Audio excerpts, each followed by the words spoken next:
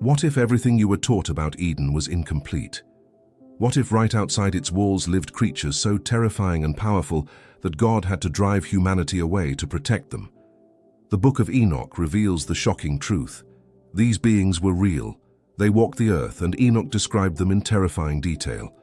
For centuries, the church tried to hide this account, but the fragments that survived will change how you see the entire Bible. In this video, you'll discover exactly what these creatures looked like, why they were so dangerous, and how their existence proves that the world before the flood was far darker than anyone admits. Stay until the end, because what Enoch saw outside Eden might still be affecting humanity today. There is a question that most theologians refuse to ask out loud, not because they don't know it exists, but because the answer unsettles everything we've been taught to believe about the beginning of creation. What was living outside the Garden of Eden? Not in Eden, outside of it. When God drove Adam and Eve from the garden, the Bible tells us he placed cherubim, angelic guardians, at the eastern gate, along with a flaming sword turning in every direction. Genesis 3:24 says, "He drove out the man, and at the east of the Garden of Eden, he placed the cherubim and a flaming sword that turned every way to guard the way to the tree of life."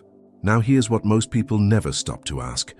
Why would God need that level of supernatural protection if there was nothing out there to worry about?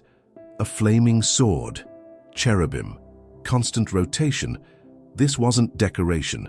This was a barrier. And barriers exist because something on the other side must be kept out or kept from getting in. The Book of Enoch, one of the most ancient and spiritually explosive texts ever written, gives us a terrifying answer. Enoch, the great-grandfather of Noah and one of the most mysterious figures in all of Scripture, was taken on visions and journeys across the earth that no other human being has ever described in such detail. And what he saw outside the borders of Eden wasn't empty land. It was populated by beings that were not human, beings that had existed long before Adam drew his first breath. Jude 1:14-15 quotes Enoch directly. "Enoch, the seventh from Adam, prophesied about these, saying, 'See, the Lord is coming with thousands upon thousands of his holy ones to judge everyone.'" The New Testament itself acknowledges Enoch as a prophet. His words were not fantasy, they were considered sacred testimony. So who were these creatures? What did they look like? And why has this part of the story been buried beneath centuries of selective theology? The Book of Enoch opens a window that the institutional church has tried for a very long time to keep shut. But the Dead Sea Scrolls discovered in 1947 contained fragments of the Book of Enoch, proving it was not some medieval invention, but a text that existed before the time of Christ, preserved by communities who considered it sacred alongside the Torah. What Enoch describes in those early chapters isn't metaphor, it's testimony, and testimony demands that we listen. The world before the flood was not a simple pastoral scene of early humans learning to farm. According to Enoch, it was a complex and terrifying spiritual landscape, one where the boundaries between the divine, the human, and something far darker were dangerously thin. Enoch chapter 7 describes the offspring of the Watchers, the fallen sons of God who came down to earth, creatures of enormous size, beings of supernatural hunger and violence, who consumed everything in their path. But long before the Nephilim were born, the earth already held inhabitants that Enoch encountered on his cosmic journeys. Beings stationed at specific locations, bound to specific functions, existing in a reality parallel to the human one. These were not demons in the way we casually use the word today. They were structured, organized, and purposeful. Some of them were guardians, some of them were witnesses, and some of them, Enoch makes clear, had turned. Hebrews 1:14 tells us, "Are not all angels ministering spirits sent to serve those who will inherit salvation?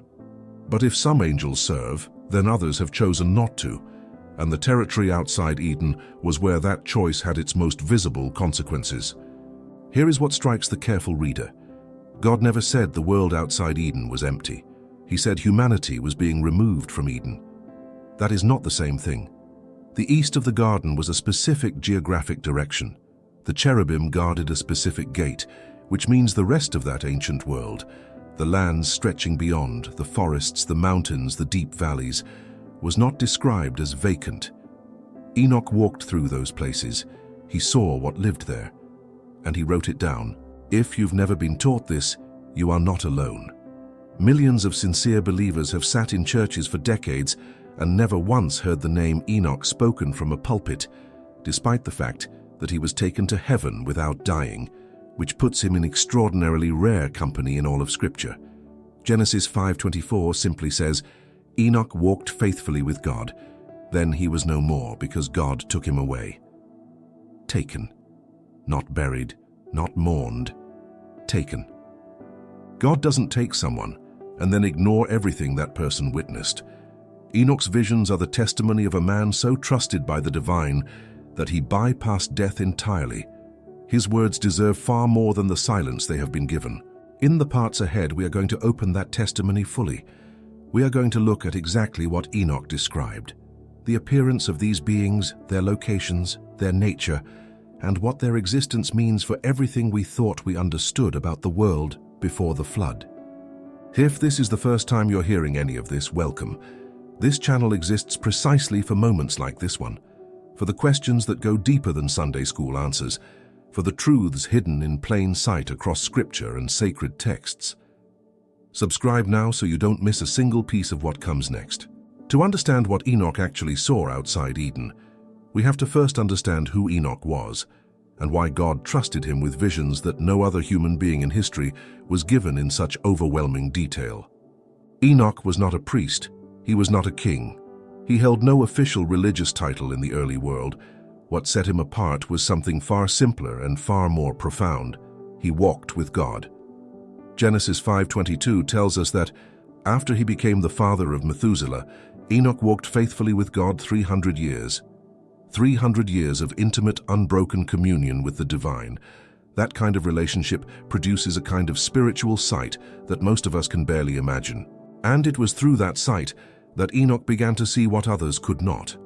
The Book of Enoch, specifically the section known as the Book of the Watchers, opens with Enoch receiving visions of things that existed beyond the visible world. He was carried, in spirit and the text suggests, sometimes in body, to places at the edges of the known earth. And in those places, he encountered creatures that defied every category the ancient world had for living beings. The first thing Enoch describes when he approaches these outer territories is not darkness. It is fire, enormous, living fire that does not consume but illuminates. Enoch 14:8-9 describes being carried to a structure of crystal and fire, surrounded by flames that were warm but did not burn. This is not metaphor. This is the consistent language of a man trying to describe something real with the limited vocabulary of his age. But beyond those fires, in the spaces between the known world and the divine realm, Enoch saw beings that were stationed there with purpose. They were not wandering. They were not lost. They were positioned, as if assigned to specific territories of the earth, including the regions that lay beyond the eastern gate of Eden. Now here is where the testimony becomes deeply specific. Enoch describes certain beings he calls the Watchers, and the text is careful to distinguish between the Watchers who remained faithful and those who fell. The faithful Watchers were described as tall, luminous, with faces like the sun and eyes that held the depth of ancient knowledge. They did not speak casually. When they spoke, the earth responded. Daniel 4:13 references this same class of being. In the visions I saw while lying in bed, I looked, and there before me was a holy one, a watcher, coming down from heaven. The Watchers are not exclusive to Enoch. They appear in the canonical scripture as well, beings of divine oversight, assigned to watch over specific regions of creation. And here is the revelation that most teachers skip entirely. If the faithful Watchers were assigned to watch over the earth, then they were watching over all of it. Not just Eden, not just humanity. The entire territory of the pre-flood world was under their observation, including whatever creatures inhabited the lands outside the garden. Enoch 1:5 says, "The great Holy One will come forth from his dwelling, and the eternal God will tread upon the earth, even on Mount Sinai." The divine was not confined to Eden. The divine moved across all creation, and so did his appointed witnesses. What kind of creatures did those witnesses observe in the outer lands? Enoch's descriptions are layered, and in some places deeply unsettling.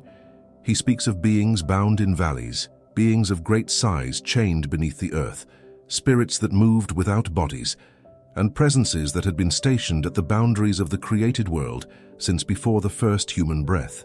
The Book of Jubilees, a text closely related to Enoch and also found among the Dead Sea Scrolls, adds further detail. It describes how, in the earliest age of the world, certain classes of spiritual beings were assigned to the earth alongside humanity, not as enemies initially, but as overseers.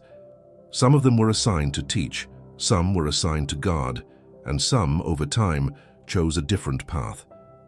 Job 1:6-7 gives us a stunning glimpse into this reality.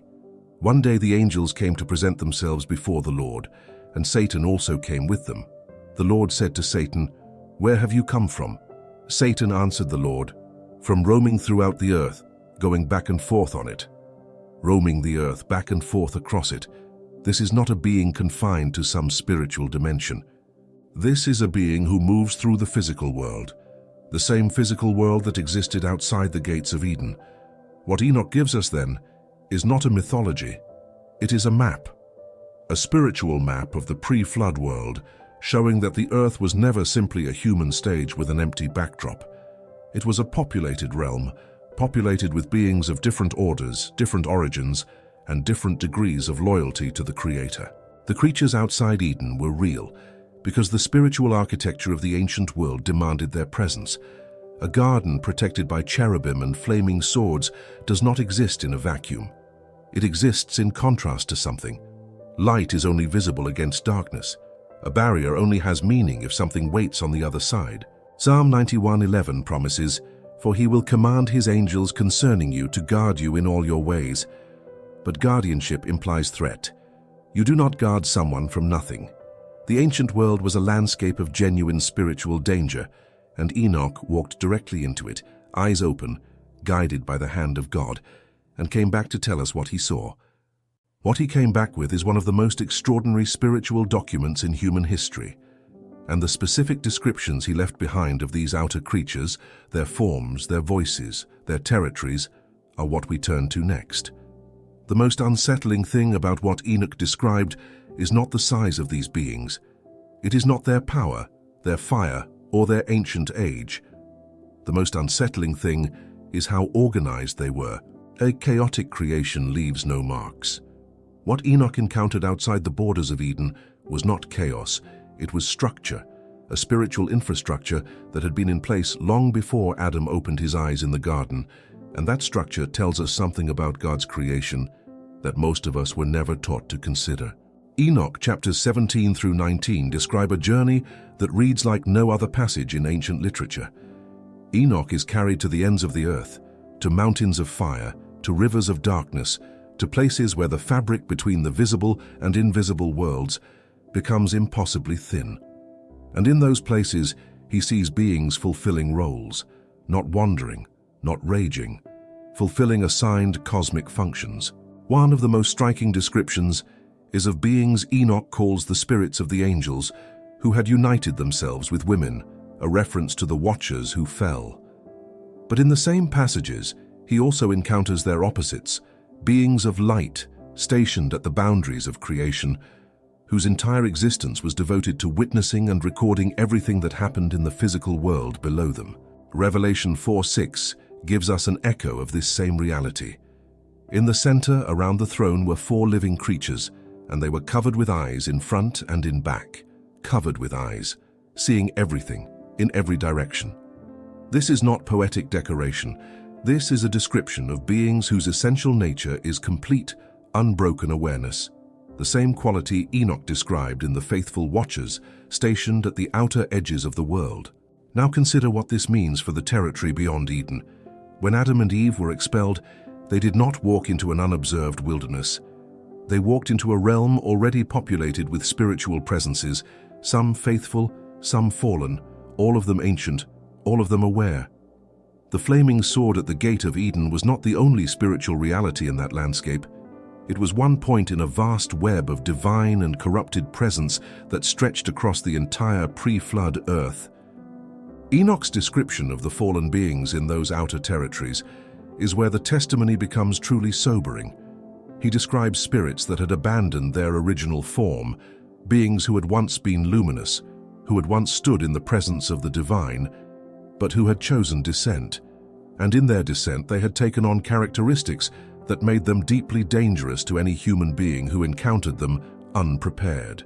These were not creatures born evil. They were creatures who had chosen corruption. And that distinction matters enormously, because it tells us that the world outside Eden was not a place of random monsters. It was a place of fallen glory, of beings who had once known the face of God and had turned away. Isaiah 14:12 speaks directly to this fall. How you have fallen from heaven, morning star, son of the dawn, you have been cast down to the earth. Cast down, not created below, fallen from above. The creatures outside Eden were not primitive beings, they were ancient ones. And ancient corrupted glory is far more dangerous than simple darkness. The Book of Enoch describes these fallen presences in physical terms that are difficult to dismiss as allegory. They cast shadows, they occupied space. Enoch speaks of their locations with geographic specificity: valleys, mountains, the far regions of the north, the deep places under the earth. This was not a vague spiritual realm. This was the actual physical landscape of the ancient world, inhabited by beings whose existence left marks on the earth itself. And here is what connects all of this directly to the story of humanity.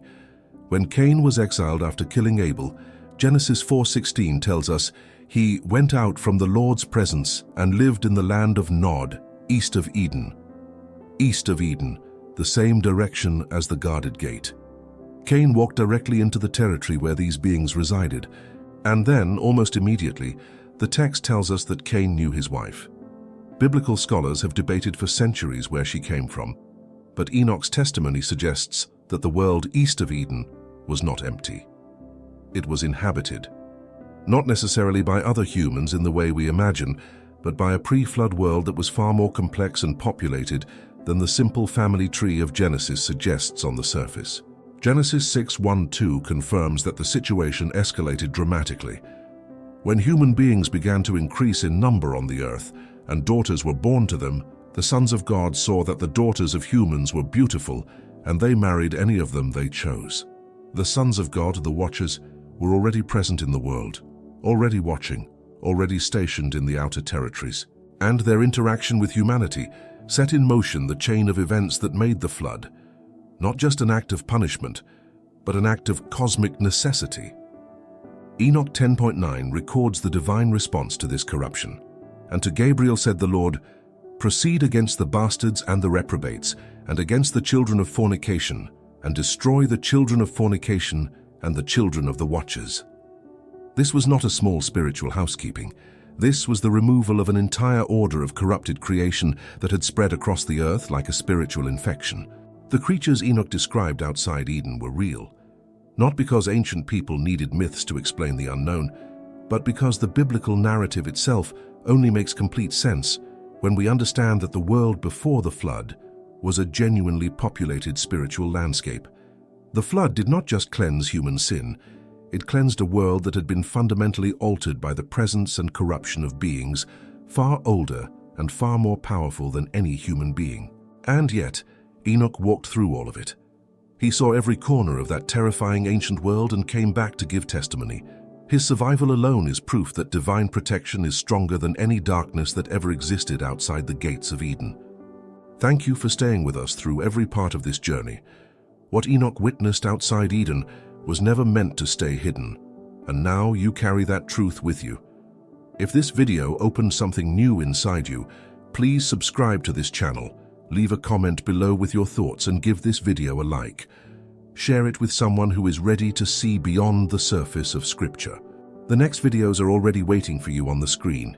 Keep watching, keep seeking, and never stop asking the questions that matter most. The truth has always been there. We just have to be brave enough to look